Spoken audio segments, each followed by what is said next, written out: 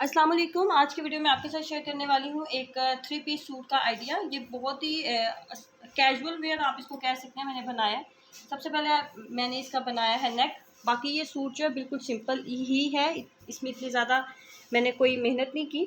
देखें इसका नेक बिल्कुल सिंपल सा है। हमने लगाई है जॉइंट लेस के साथ हमने इसका नेक को डिज़ाइन किया और इसके नीचे हमने सिर्फ ये जो है इसके नीचे ये देखें, ये सिंपल हमने ये जो है ये हमने फैशन पट्टी लगाई है और कुछ भी नहीं किया, और इसी से ही इसका एक बहुत अच्छा सा डिज़ाइन जो है वो बन गया।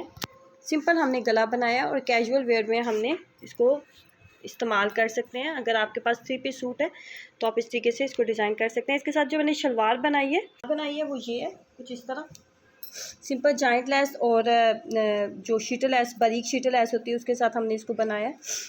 तो कैजुअल वेयर में आप इसको पहन सकती हैं, ईद पे भी पहने।